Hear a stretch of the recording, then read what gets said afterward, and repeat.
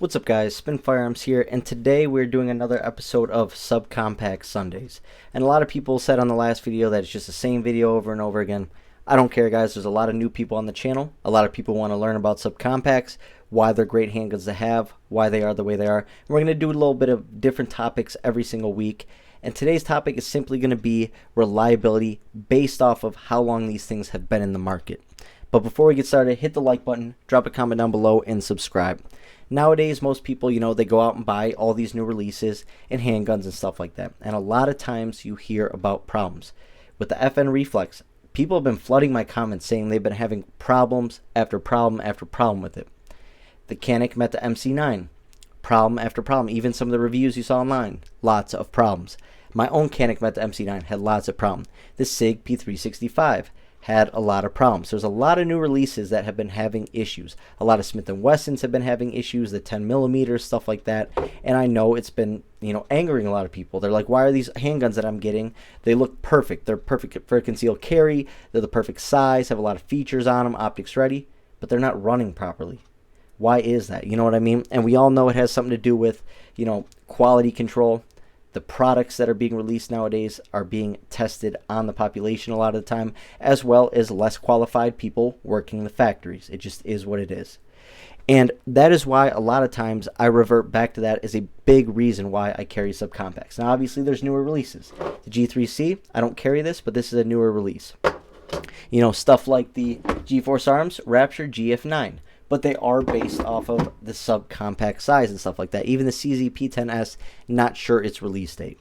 But before we get started, I wanted to just read off a couple dates to you guys of when roughly the time these handguns were released, right?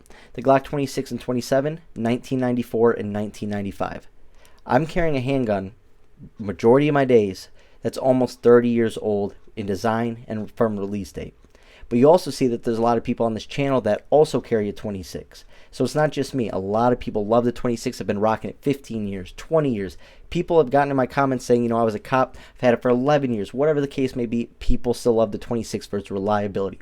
But also throughout those years, you rarely hear of issues with the 26s and 27s. The Gen 4 issues were with the compacts, the full sizes and larger. The subcompacts stayed under the radar for that because they use a different guide rod. And they all use the same guide rod, basically.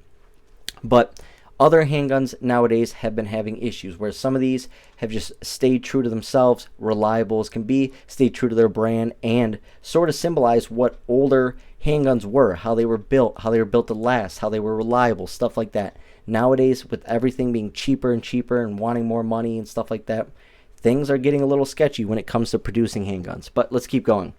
The Ruger SR9C. Now this came out in 2010, the SR series. They had the SR40C and the SR40 and the SR9.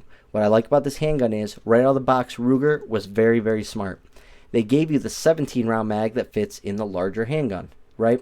That'd be like the Glock 26 coming with a 10 round flush mag, but also with a 15 round mag or a 17 round mag.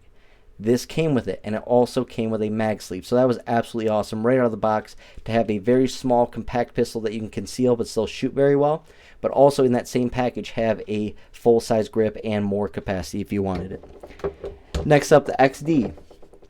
I couldn't find the exact release date for the subcompact version of the XD9, but it was sometime in the early 2000s. So this handgun is over 20 years old from its first release to the public. And this thing is held up, and I know a lot of people talk crap about it. It may have even been in the 90s, but it just all depends what you consider this actual model. I know there was multiple models before that were changed around, minor things here and there, before it was actually, this handgun that was released. So I believe it's early 2000s, but this handgun will never leave my safe.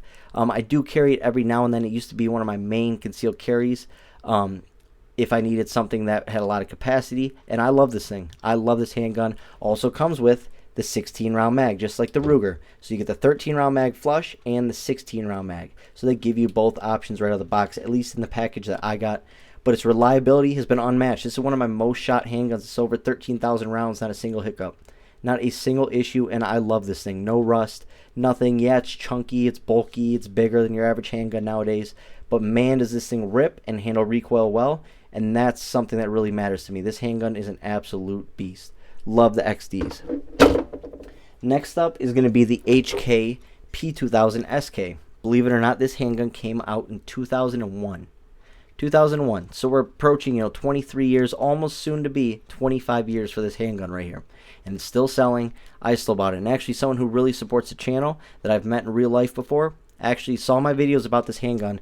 He didn't buy the one in 40 because, 40 isn't a big grab anymore. No one likes 40 or the power of it with 9mm, but he got it in 9mm. Loves the trigger on it. And this handgun just has so much to offer when it comes to recoil control. Reliability is its #1 factor. I mean, that's what I'm getting at.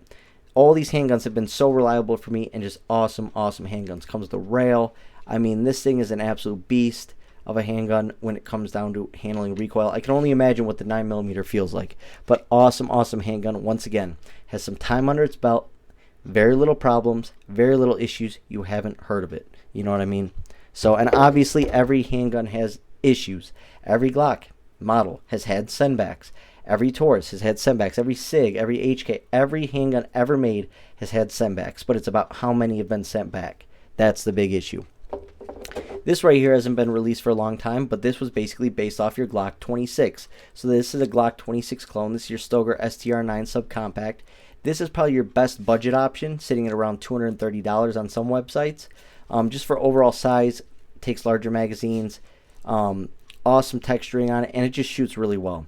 Now, it's not the most quality handgun out there, but it's a great starting handgun, a great backpack gun, or you just want an extra handgun, or just something cheap that you can defend your life with reliably. This is a great option.